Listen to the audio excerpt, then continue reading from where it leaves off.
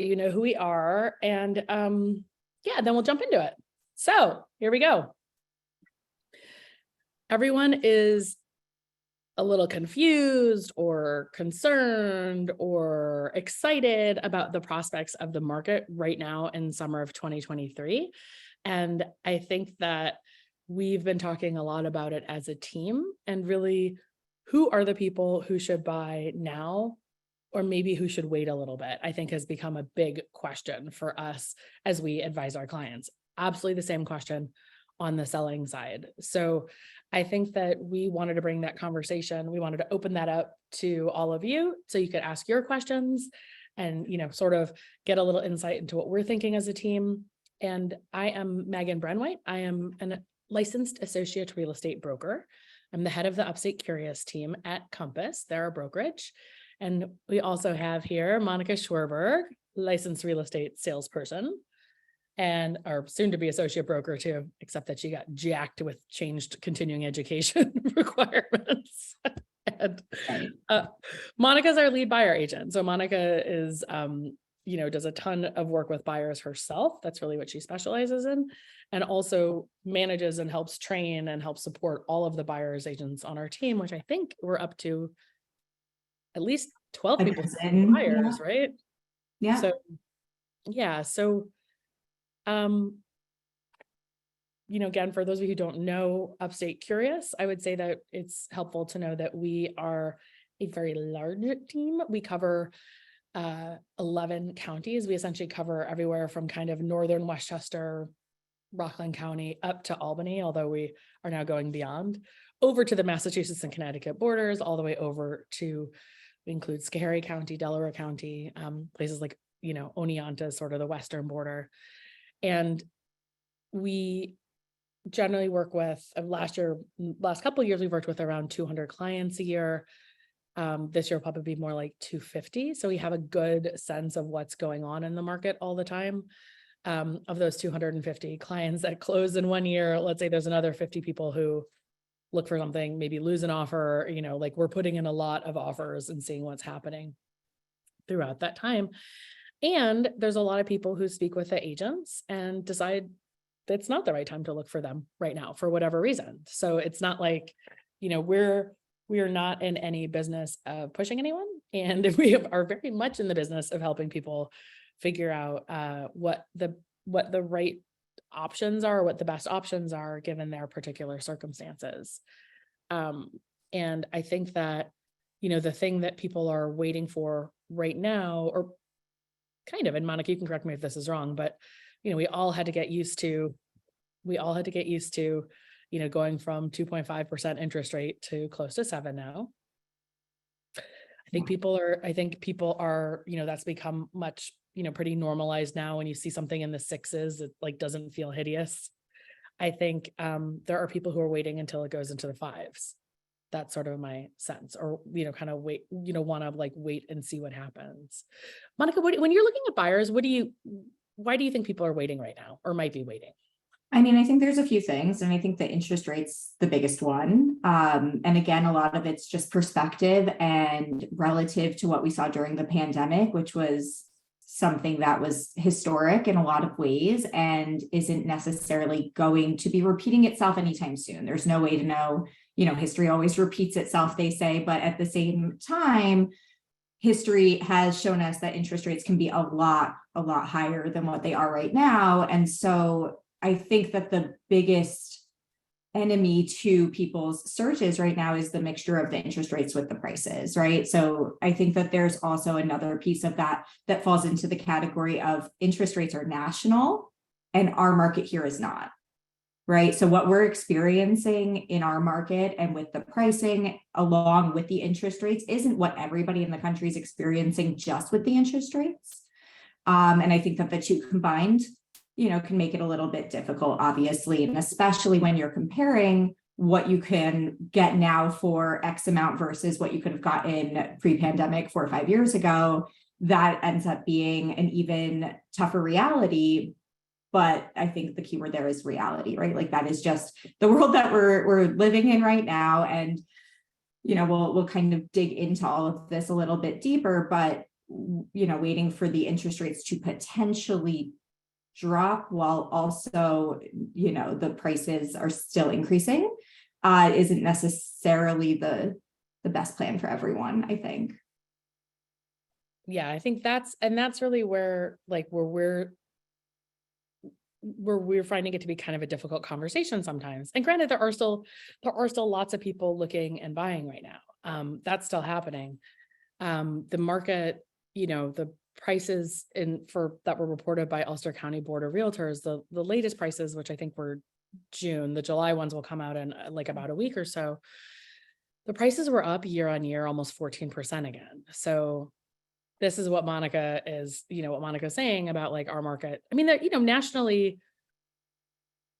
it's a weird market too. It's like there kind of aren't enough sellers and aren't enough buyers. There's fewer pendings. There's still competition. It's like a very weird market when you like listen to people talking nationally. And not to get into all numbers and kind of start off with that, conversation, but I think it's also important context. So as far as pendings in our area, I think it's important to know that part of the reason the prices are still going up is because inventory is still very, very low. Last year was definitely a historical lows. I feel like every year I'm saying that, and then the following year it's a new historical low, right? So as we keep seeing this like downturn in inventory, that is also a big piece of why prices are going up, supply and demand. And our pendings in Ulster County, which is not obviously the whole area we cover, but it's kind of the hub of information. I feel like it sets the tone for everywhere around there too.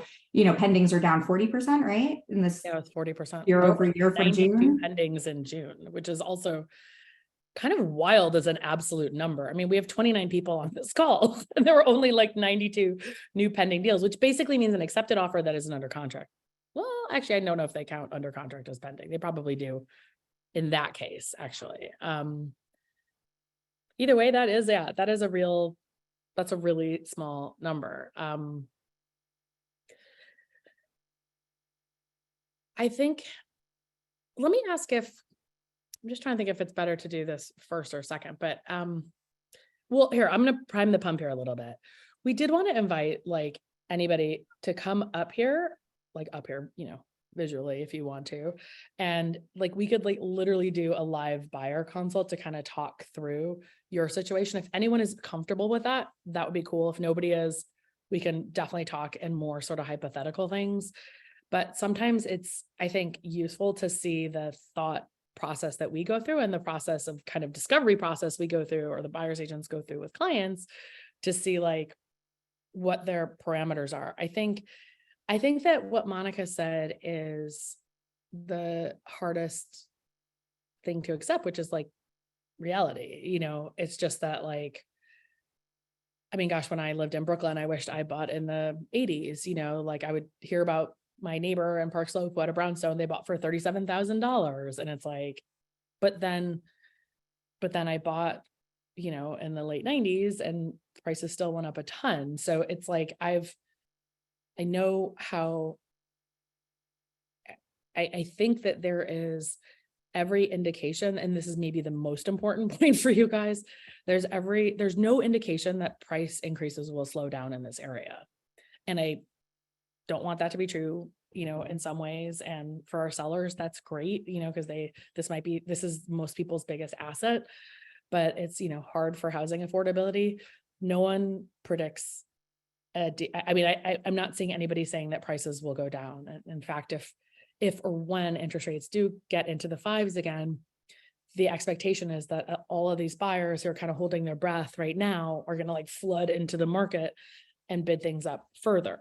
Because what you're seeing a lot now, what we're seeing a lot in our listings are cash buyers kind of fighting amongst themselves. We had a listing that was, some of you may have seen it, was listed at 199,000, which is very low in general, right? But it's in Schoharie County. Hillary was the listing agent for this. It is, relatively far west compared to we looked at this one as one that would likely be a weekender sort of audience. It's relatively far away from the city compared to some other places. It was an RV. It was not, or a manufactured home. It was not a house on a foundation with a septic system. So you couldn't get traditional financing. So, I think we weren't sure how it would perform. In the end, it's going to have gone for almost double the asking price. And there were, I think it was 9 offers, 5 were cash, or it was, 8 offers and 6 were cash, but a vast percentage were cash, even in that price range. So it's it's interesting. So basically right now we're seeing just a much smaller number of those finance buyers.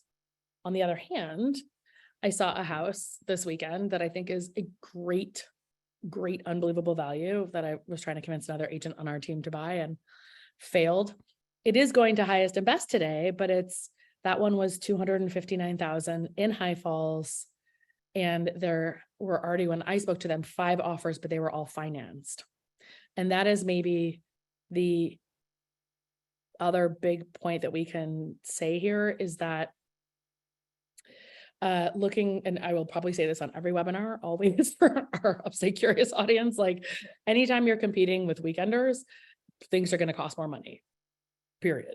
That's just like factually true. If you can like earn your salary at Google and then like come up here for a weekend or do like dual residency or whatever, like you are going to have more money, almost certainly. So the things that make it less expensive for people who are full-time, or in general, like this one in High Falls had neighbors. It was in like a very suburban feeling little area that a lot of weekenders wouldn't have wanted, but that means that we really do have kind of 2 submarkets happening simultaneously in our big old market. So I think that's really important to recognize. And that's like kind of step 1 of like who should buy now. I don't think, there are no statistics that breaks it down by those 2 markets, but I would guess that the prices for the kind of more traditional home that's in a like commutable area to one of the bigger towns like Kingston or Poughkeepsie or, Newburgh, whatever, that has neighbors, I would bet that those prices have gone up less than the ones that were for like weekenders in the past few years. I definitely agree with that. And I think that the point to also take into consideration is that those homes are still competitive. It's just that the people bidding on them aren't as aggressive and maybe don't have the means to be, or maybe just don't see the value in it, whatever the reasoning is. Even my house, which is in Newburgh, and I have neighbors, and it's not super suburban, but it's a slightly busier road. There were 5 offers, but I was still able to get it like 10,000 over asking. Whereas if you picked up my house and put it on a wooded lot with a creek next to it, all of a sudden, people are bidding 100,000 over. So it's a lot of those features that really drive people's, I guess, desire to lock it down, right? To say like, I can envision myself here versus, different motivations, like wanting, to be in a certain school district, or, I think commutable distance. It's going to limit your options. But I think, to your point, yes, the prices are not increasing as quickly, but we are still seeing slight increases. Well, and that's like the High Falls one. I mean, even that one had 5 offers, so I don't know where that one's going to end up, even though it started relatively low. And that one traded for, I think, 180,000 in 2018. So it was, that even that one did go up. It just is a lower kind of basis.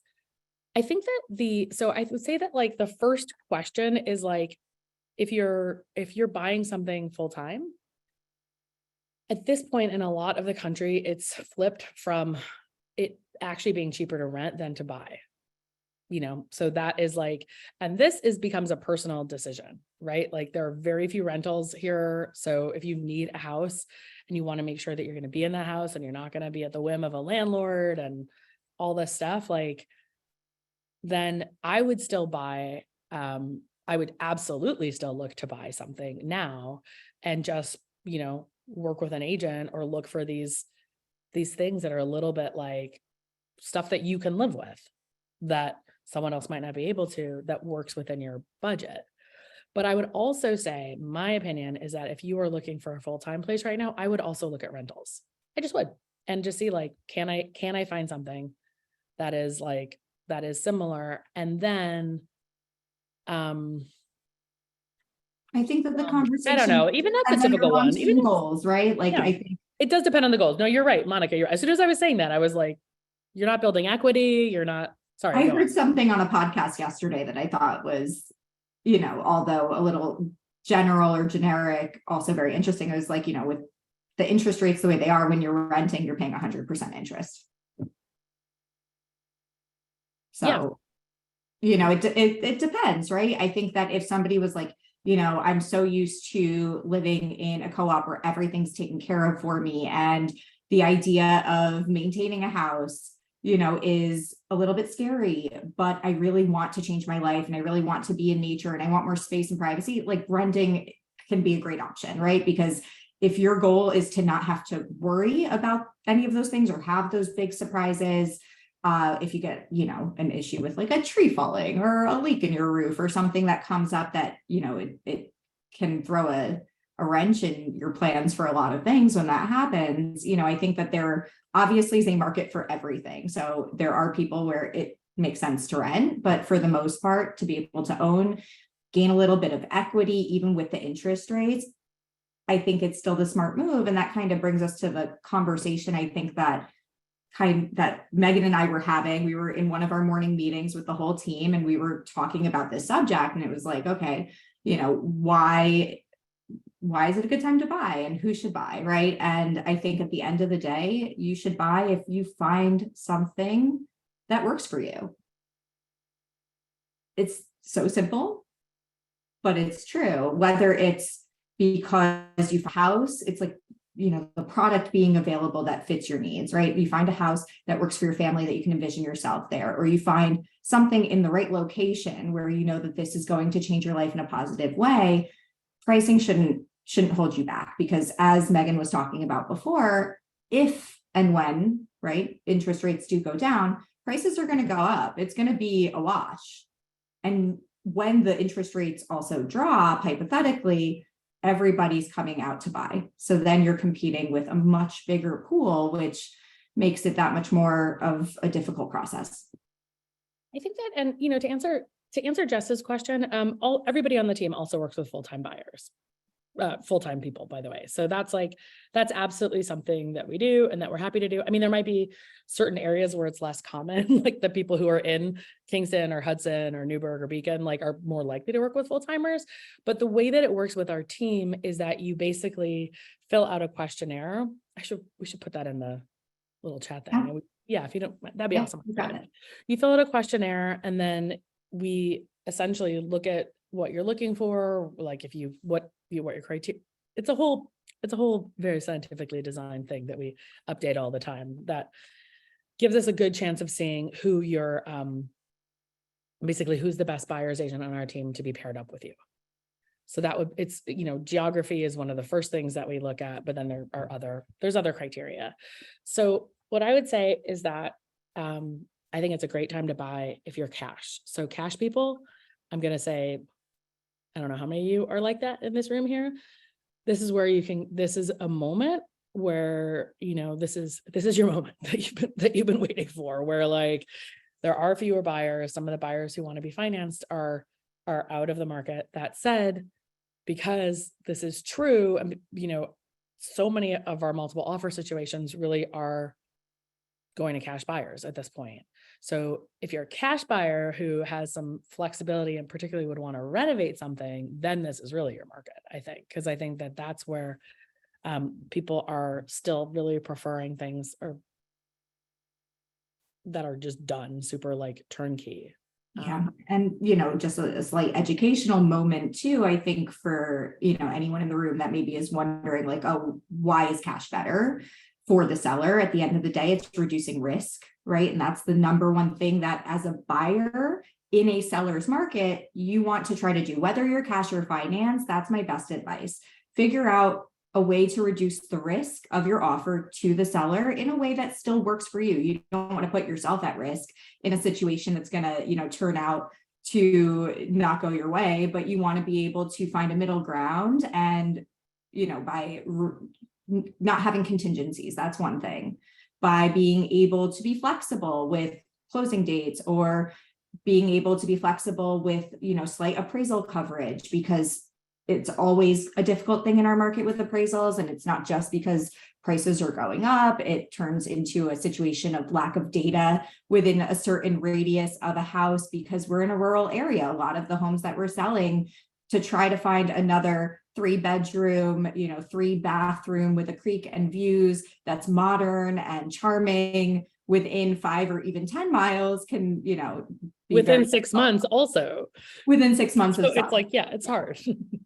So all of those things are the reasons that sellers tend to go with cash. It's not because they're like, oh, this person has cash versus somebody, who's in a different situation and doesn't have it. It really just turns into, okay, 30 days instead of the typical 90 it takes to close with financing upstate. Sometimes quicker, but always better to kind of err on the side of caution. And then again, the risk to the seller, if something happens with the appraisal or something else happens with someone's financing falling through prior to closing. So there's just a little bit more of a concrete path forward. I think that like, again, like the answer, and this was kind of why I didn't do a PhD in political science, which I almost did, was it's complicated. It just is complicated. I don't like easy answers. It's very much like, if your goal, I had a conversation with someone on my team who was looking at buying a house. And I was like, I would not buy that one. I would get yourself a multifamily and just suck it up for 2 years. Do you buy it, you rent one, you have the income from the other. When you have more money and more equity saved, you go buy your house that's just for you and having fun. And then you rent this out. That to me, for like that person's, it's like, I know what you're talking about, but that person, like that person's exact situation makes sense to me, and like the other thing made me a little nervous, because I was like, I don't know, like who knows what's going to happen here. Everybody has to make their own decisions, but our job is to, like, and this is the reality part, is that the reality is your goals are the same, but what you might end up with or how you might get there could end up being different. But we can always find a way. I mean, unless your goal is like, I want to live in a mansion and have, pay less than $200 a month and rent it out for $10,000 a night, or like, unless it's like totally absurd, we can work with you to find something for your goals in this market, period. You just might have to have different compromises. And what I would say is that, we didn't mention this, the old real estate chestnut, you marry the house and date the rate, which is, it's just to say that you can refinance. So if it is like, if you do find a house that you love, it might be better to buy that house at, I don't know, 500,000 now at a 7% interest rate, then wait until it is 650 at a 5.5% interest rate. And I mean, keep in mind that like the forces for our market are it's not just the interest rate. It's also the new restaurants that are opening up, the new shops, the new, like all of this stuff, work from home. There was just a big article in New York Times about how companies are pulling back on work from home. But it was the thing that stuck out to me was it was like 90% of people in the latest Gallup poll said they wanted more flexibility to work from home. Now, keep in mind, we had 90 pending deals in the Ulster County Board of Realtors MLS, which is actually goes beyond the borders of Ulster County. It covers a wider area. It's one of the kind of centralized ones up here. 90 pending deals in that month. It does not take a lot of more folks to be able to work from home or decide that they want to work from home to completely shift things.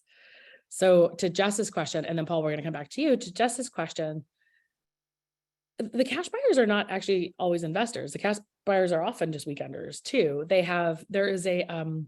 So yes, everything is impacting everywhere. Always, like all of these trends are impacting local communities, but a lot of the cash buyers really are just buying for themselves. The other big trend, and this is the other reason that everybody thinks prices are going to go up. I mean, inventory is not going, like they're not building enough. Nowhere are they building enough. Anywhere in the country, not here either.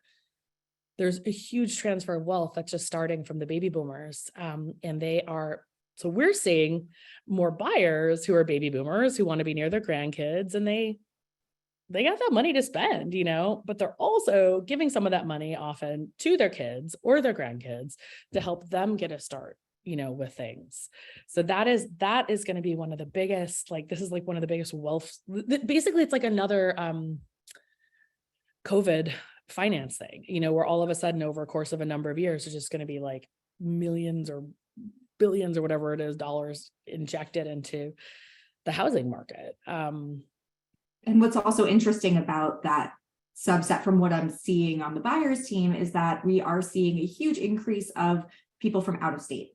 So whereas we saw a majority of our clients all were in Manhattan or Brooklyn or, parts of lower Jersey close to the city, we're seeing a lot of people from Texas, from Colorado, from California, notable amounts from those places and all over the place too. So that has shifted where it's not just New York City people looking up here. It's a lot of people coming from all over to our area for a lot of different reasons. I think all of the restaurants and things that are coming up, I think that a lot of their kids, right, are moving up here, grandkids are in college. And then also I think that global warming and the environment definitely plays a part in a lot of people's decisions. So there's just a lot of factors. Yeah, we are absolutely 1,000,000% seeing the first people or seeing people who are choosing to buy here to hedge against climate change, and they just are like, or they're in places like California that are, and this is what's weird, like it used to be like it looked expensive to someone, or it looked inexpensive to someone to buy a whole house for $500,000 who was used to an environment where a condo would be $1 million, like in the city or whatever. But now you have people like really like from California where a house would be $3 million, that's $500,000 here still. So for them to go up to like 700 or something, it's just not that big of a deal. So Paul, to your question, the perspective on higher end is doing versus lower end, below 700, 800 and above.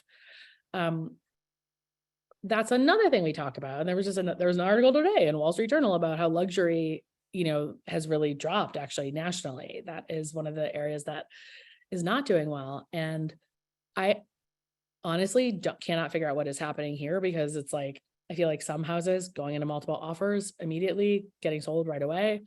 Other agents tell me that their stuff is sitting. I don't know. I think luxury is so much more difficult to price. And at the end of the day, it's all price. That's all the market comes down to. If something is priced right, or if it's priced low, it's going to get interest. And if it's priced high, you're not going to see so much interest. But that doesn't mean that they won't get their price. So that's the other kind of hand to that, right? So some people are willing to wait for the right buyer. And sometimes there is just like one or two right buyers for that house at that price.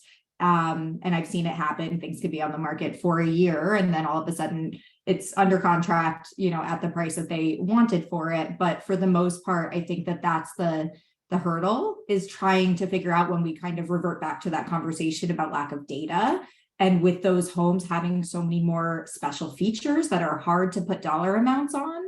I really think that is one of the big reasons, because we're seeing things that are, in the 2 millions that are nicely done, have all of the features people want: privacy, move-in ready, beautiful kitchens, a pool, acreage, maybe some sort of water feature, whatever it is. And those are still going into multiple offer situations the first week. So it's not like an overbearing trend in that market. I really, think the price is the thing. I think that is a really good point. So basically, I think that when we had talked about it, there's nothing obvious that I would say about like, ooh, luxury buyers should definitely buy now and not wait. And like, the only thing I would say, I guess, is that it might be better to buy now if you're buying, if you are buying the kind of 7-figure plus, like I would say it's, maybe start higher than 800,000, because there are more buyers, I think, who are impacted by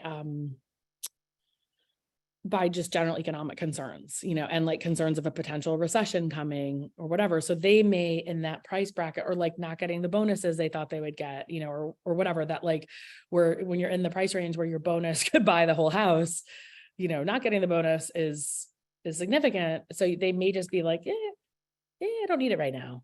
And that's one thing I would say is that, like, you know, a lot of the market, and this is particularly if we're talking about the homes that kind of appeal to weekenders, these are all discretionary purchases. They can And this wait. is something I hate to say, but it's true. $1 million does not get you what it used to upstate. Whereas 4 or 5 years ago, I feel like $1 million, 1.5, you had a really healthy range of great options. And now we're seeing so many houses priced in that range that, you know, I think people's expectations are high for what they're getting for that price nowadays. I don't think that I recall seeing a ton of listings that were like over 3 million 5 years ago. It was a very rare occurrence. And again, the number of homes listed between 3 and 10 million even it's up there. I mean, I'm constantly seeing these luxury properties. And then, you know, there's these two sides to that where it's like, okay, people with that kind of money feel like they can get whatever they want, and they should be able to. I mean, I would think if I had that kind of money, I'd want what I want. But on the flip side, sellers tend to pick very particular things because they like what they like, and that doesn't mean the next person's going to like that.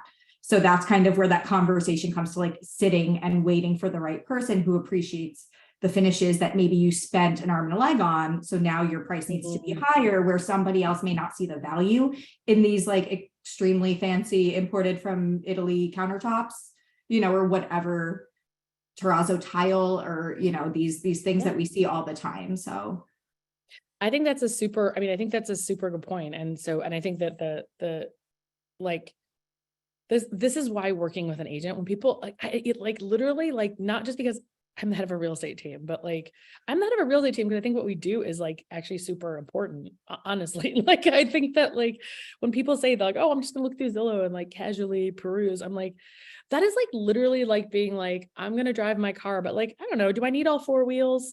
Maybe. Like, it'll work. It's fine. Like, yeah, it'll work. You can totally drive on 3 wheels. You know, you'll fuck your whole car up and like, you're probably not getting anywhere very far. And it's like, that's what I feel like with working with buyer's agents. And again, don't want to work with our team, you lost. But any buyer's agent is going to, like, you know, like, our job is to know the market, to know you, to help ask questions you're not even thinking of, because this is a different situation. Like that, you know, this is to kind of push you in some directions and be like, maybe you should consider this, maybe you should consider that, you know, and we're always talking to other agents, like, what do you got coming up? What's happening here? We know what's going on in our market. So, I mean, and with our team. So it's like, I think that I would say that the real answer is, like, since no one has like volunteered to let us do a consult live here, the real answer is really just like talk to a buyer's agent and give them more information about what your exact goals are.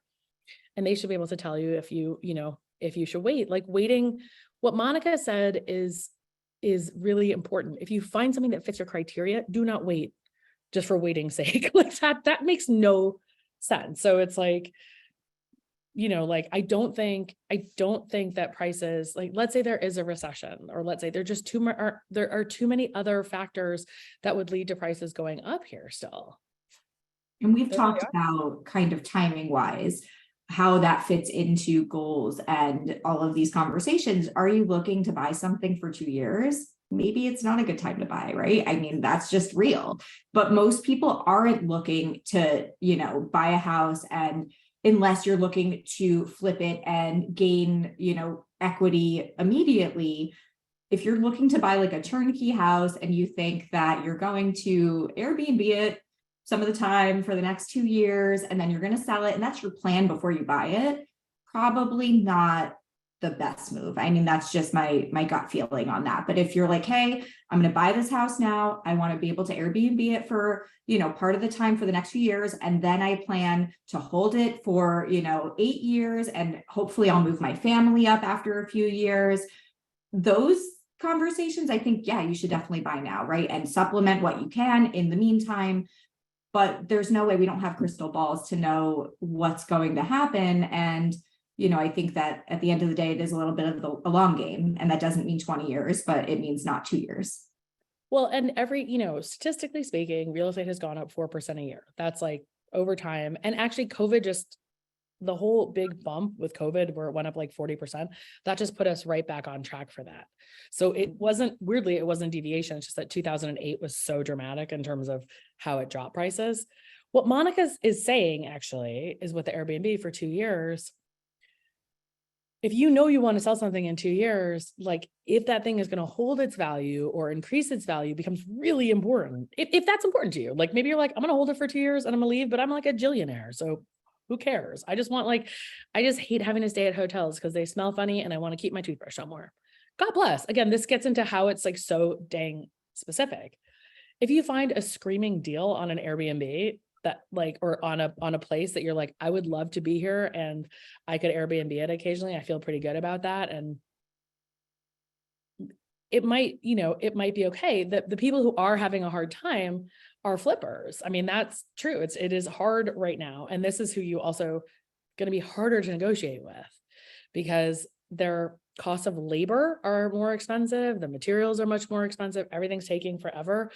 And so these guys, like, if you have to just go back to the basics and find a good deal. You can still flip or like renovate a home and have equity on it if you find a good deal. Like the one I found in High Falls, agent on my team. I should have bought that one. Just saying. And it may be that it's back to more normal kinds of returns, which does get back to the affordability. Like maybe it's great if you get like 15% return on your investment for flipping or 20% and not like, oh, you don't expect to be like, I bought it for 200, I put 100 into it and I'm selling it for 8.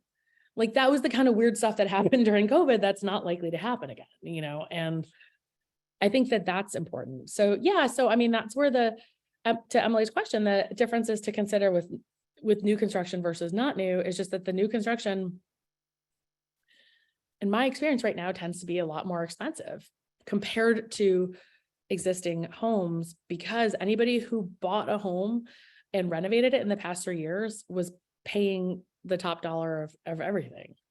Yeah, that's and true. I think bought a home in the 80s and then fix it up in 2015 when there wasn't like only like one contractor working, available. Sorry, Monica, what were you gonna say? No, I think that that's a really good question. And I think that a lot of times if something seems too good to be true, it probably is. So there's just like a little tidbit of advice when it comes to new construction. We see a lot of things that are, a little bit bizarre. But we saw that one that was like outright fraud. Like they wanted us to list it. And then we found out it was like, I'm like, how are you going to build this house for this amount? And it turned out it was literally like a whole weird fraud scheme that they had kept moving from area to area. Yeah, so that's one part of it. Also, the new constructions that I'm seeing that seem more reasonably, and by reasonably, I mean lower, right, price than I would expect. Just because it's new construction doesn't mean that it's good. So that's another thing. Make sure obviously whoever you work with, whether it's our team or not, make sure that you get recommendations for good inspectors, because we see a lot of new construction that has a lot of surprises. So that's one thing. And then the other thing is I wanted to touch on this anyhow, is we have so many buyers that are like, you know what, inventory's low, we're not seeing what we want, we're going to buy land and we're going to build, and that should be cheaper and easier. Nope. And we've had this conversation, we've done whole webinars about this topic for sure, but it has been a minute. And I think that expectation should just go right out the window.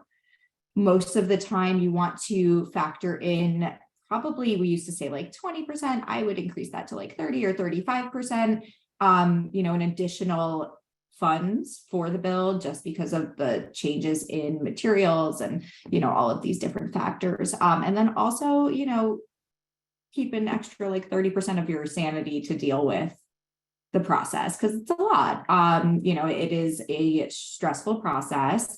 If you have really good builders and a really good project manager, it can be a lot less stressful, but you pay for that, right? So it all kind of balances out. And I think that what I'm seeing for the types of homes that most of our clients, and that's, a bit of a generalization, but it's factual, that most of our clients are attracted to Upstate Curious because we have a certain aesthetic that, a lot of our homes kind of carry. And that type of home is not necessarily going to be cheaper to build new. I just have clients that have been building for the last year and they are closing next week. And they were able to build something, just under, I believe, right around 750. And the builder even said, like, that's not going to be possible now. Including the land? Including the land, but the builder owned the land. There's a lot of variables. So right. So if the builder bought the land for 20K 10 years ago, yeah, that's also different. So a lot of different factors. Nothing's really that like straightforward when it comes to that conversation. But I think that's something, with a little bit of character, that has the privacy, that has those things that we talked about that so many of you guys are looking for, is probably going to be, in that like 7+ range. And a lot of people are expecting it to be a lot less. I think what I would say also is that I do think that there might be somewhat of an opportunity to negotiate price a little bit on things that aren't built yet, because that's the part of the market that like builders are having a harder time selling, so that now their costs are their costs. And like, this is like, it went from even builders being able to do things for $250 whatever dollars a square foot to like up to $1,000 a square foot for builder costs. So, but I do think that that's where like a brand new house that's done and on the market is going to be, there's going to be competition for that generally. The wait for a year and lose your mind kind of situation. And we have one of those coming up, by the way. Wait for those, but we absolutely work with great builders. We work with these things. But Monica's right. Like, you don't do it because it's cheap. You don't do it because it's cheaper or less stressful. You do it because you want what you want. Exactly. Or you love, or there's already like a model out there and you're like, that's awesome. I love the land that it's on. Great. That falls to me under the category of like, don't wait, just do it. And also, I think that the land is such a big piece of that, right? You can change a house, even whether we're talking about building or buying something because you love the property it sits on. If you have the means, right? You can change a house. You cannot change the property. Mother Nature can change the property a little bit, but not super likely. Well, and if I think about like our house that I like totally, this house that I love, and we left here for 2 years. This is my own house, and whatever, it's cabin 8 Kerhonkson on Instagram, blah blah blah. It's like chalet style. Don't get mad, but we bought this for like $250. Already mad. Yeah, we bought this for like $250 in 2016. And the truth is that like there are things about this house that people like. First of all, a lot of people wouldn't have looked at it from the side. It looks like a little mobile home. Like legit, like the pictures, and you have to, for the multiple listing service, you have to show the front door. So there is no sense. This is a sunken living room with the big ceilings. From the side, it looks like a little ranch. So most people would have just like flipped right by it. I have a neighbor that I can see right now out my window. That's one of the things a lot of people are like, I don't want to see a neighbor. It's like, okay, well, I have one I can see here. And if I look that way or that way, I don't see a neighbor. That's cool. Across the road, we have neighbors. Like, there's stuff that people would have been like weird about, I think. Or you also only have 2 small bedrooms that are right next to each other. Oh my God, excuse me. We have only 2 tiny bedrooms and 1 bathroom. Yeah, these are all things that for a lot of people now would have been a deal breaker. But for us at the time, I was like, I love this land. I love this house. I think it could be really cool. And we did end up building, to Monica's point, we ended up building a whole separate building that has 2 more big rooms and another full bathroom to help with the space. But it's different. Here we go. Any changes in terms of visitors to Hudson Valley versus this year versus last year? I'm curious if the increase in nicer lodging availability has had any positive or negative implications in Innocent Wildflower. I haven't really felt any major shifts from those 2, right, which were the most recent. I mean, the shifts have been happening overall, not because of, I think, those establishments, but just because of life and the pandemic and knowledge. And that's my kind of opinion on that. It seems to be fewer. I would say that it's like fewer people than it was during the height of COVID trying to go hiking and stuff. Like that was a little bit wacky, where, I mean, it's still busier than it was pre-COVID, but not as wild when the only thing people could do was like go hiking, so I think that's real. But I think what all of these high-end places, and there's also, I mean, there's, I mean, if you go back another couple of years, then there's like Canosa Hall, and there's like Scribner's, and I'm thinking like the Maker and Hudson, and there's all these new ones that are opening up too. Piale, and sorry for anybody who I'm forgetting right now, but there are very amazing places to go that is impacting short-term rental occupancy.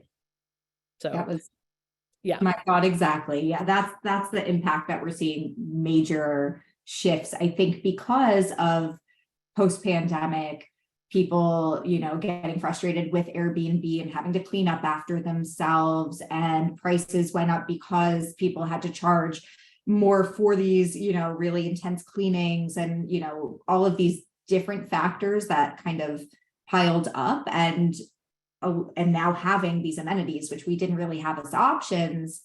Yeah, we're seeing a shift in the rentals. You know what I'm gonna say something controversial. Maybe I'm gonna say this. I think I'm gonna say this. I don't know that I would buy right now if I were a full-time Airbnb investor. I don't know what I would buy. There's so much risk right now in terms of the regulations, in terms of, the occupancy rates, like all of it. And at the prices that you're paying now, either to buy something that's amazing or to make it amazing, it's different. Like when we bought this house for $250,000, we didn't have to make that much on Airbnb to have a profit. This house plus the little outbuilding we built appraised at 814, we would have had to make so much more money. So I think that in fact, maybe I'm even going to extend it. I'm going to be even a little bit wackier here. I think that we would want to if Airbnb is the only way you can afford something, I wouldn't buy it right now. It's on my list for sure. I think that there's different motivations for Airbnb, and coming into it with no experience, right? That's another factor. Inexperienced, it's different. Yeah. So with no experience and high expectations for what the process of Airbnb is going to look like, as well as what you're going to make, I think that it's a really rough time to put all of your eggs in that basket. If you're doing this and you're like, hey, I want to be able to use it half the time, and I want to supplement my mortgage because the payments are higher than they were, that's a great idea, right? If you're in a place, which it is difficult to find a good place that is in a place that allows, rentals without limits on the amounts of permits and all of those things. But if you are using it for yourself, totally different. If you're a pure investor and you have the ability of finding something that's really inexpensive and you can fix it up, I mean, that's a different conversation too, because you're still fixing up a house that's sitting, which I'm all for. And also you'll have a lot more wiggle room in, what you need to charge and how much you need to make to be profitable.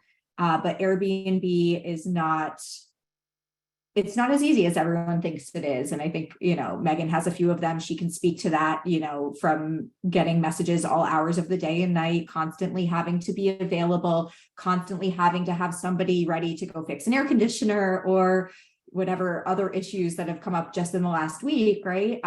And if you are someone who works full time and you don't have somebody who can dedicate themselves to this, also, take it from our experience. Megan and I bought a house not that long ago, and it is taking us a lot longer to get it off the ground because the first person that we had to kind of handle everything got a better opportunity, which, happens in life, and we no longer had them. And then we had no plans of having to add that to our busy schedules. So, I would say that those are all things to consider, just kind of in that realm of if you're buying for a short-term rental. Yeah, you're going to want to, I would say you're going to want to, there's still opportunities, like Monica said, especially to offset your income and to, to do things that if you're just like, I don't want my house to sit. I have a friend who's going to, by the way, if anyone wants a very luxurious rental over the winter, I have a friend who's going to be away for 2 to 4 months from her house in High Falls, and she just doesn't want it to be empty over the winter. That's the main thing. So, so for her, that's really important. That's cool. But she doesn't need to do that. Like, she's not going to default on her mortgage if she doesn't find a tenant. And that is the difference. Oh yeah, anecdotal rumblings from buyers that Hamptons out of control price and traffic wise, Hudson Valley Catskills are becoming more appealing. Yeah, that's been, I mean, I would say that's been like 2 or 3 years that trend. We started hearing people who were Even telling us longer. yeah, that were Yeah. and it's just different culturally. You know what I mean? Like, that's the other thing, is like that there are more first of all, there are more amenities here than there used to be. So someone who wants to go to like a fancier dinner or whatever that they might get somewhere else, now have have a lot of great options. A ton of places up here, have opened up, but it's still kind of like chill and people don't really dress up that much. And, so we find that a lot of our clients, a ton of our clients, I mean, and especially like the luxury clients for us, come from creative industries or tech, or they're entrepreneurs, or they're, whatever, which is not to say, again, you're a finance bro, we love you too. If you're an attorney, we love you too. But like they, it tends to be less, I don't know, like less, like a lot of creative people are drawn up here. I'll just put it that way. So it's, but also, yes, price and traffic is another consideration. There's a lot of places you can be up here and not, it's not going to be the same kind of situation. And also that $500,000 cash buyer, you're wondering, why they have that money sitting around. It's like, well, maybe that was their down payment for the house they were looking to buy in the Hamptons. And now they're like, you know what, I can take that 500 and just buy something upstate and not have to worry about the interest rates, not have to worry about, a lot of different factors, traffic. I mean, there's always a little traffic, but not Hamptons traffic. And mostly, I mean, near me, it's like, yeah, I'm like right at the tractor, there's traffic, but you're in Newburgh. Yes. Yeah. I'm at the intersection of 87 and 84 and the bridge. And yeah, so no, it's true. Different, but yeah. It's true. So yeah, I don't know. Does anybody have any, I mean, so basically, again, I would say that the short version, it's very dependent on your situation. Please, feel free to reach out to one of the buyer's agents at any point in your search. It cannot be too early. Literally, especially if you're on this call or watching this video, it is not too early for you. So just go to our website, fill out the little buyer questionnaire. The questionnaire comes to me, so I read through it and try my best to match you with the amazing agent on our team. They're all amazing. And I might be a little biased, but I'm also not, but try to match you with, whoever is going to, like Megan said, be someone who's super familiar with the areas you want to focus on. Or if you're like a lot of our clients and you're location agnostic, then we're going to try to find someone that we think is going to understand you and, be an asset for whatever your goals are. Yeah. And I think that I'm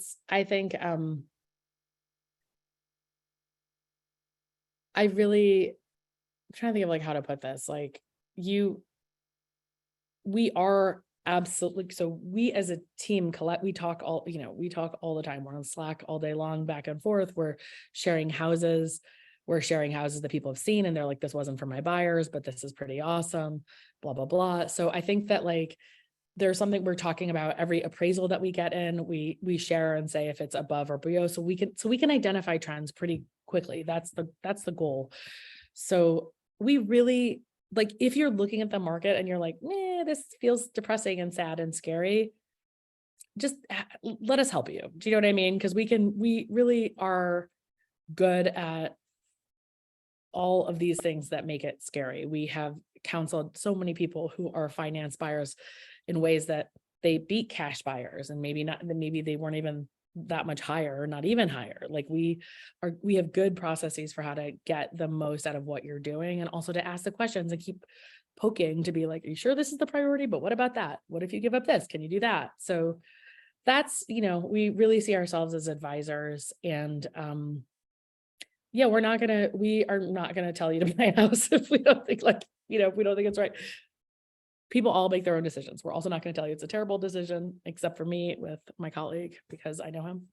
But it's a tough market, but I think it's also, important just to highlight that I think we had a record-breaking month on our team with offers accepted for clients. So that doesn't mean that it's impossible. We had 32 offers accepted last month. I mean, that's a third of the pending deals in Ulster County. Also, They're not all in Ulster County, but still, Yeah. you know, I think that, you know, for the people who think it's impossible, it absolutely is not. You just need someone good on your side. Yeah, I agree. We're going with that because that is actually really true. And we're seeing people finding awesome things and still saying, this is what we love to do, right? This is what we love to do. This is why we're here. So thank you all for being here. Thank you, Monica. It's been a minute since Of it's been course, thanks everyone. Upstate Live with Megan and Monica. So this has been very fun. And yeah, hopefully we'll meet some of you and see you up here and help you find your way through this market now or a year or whenever you're ready. Bye. All right. Thanks. Bye.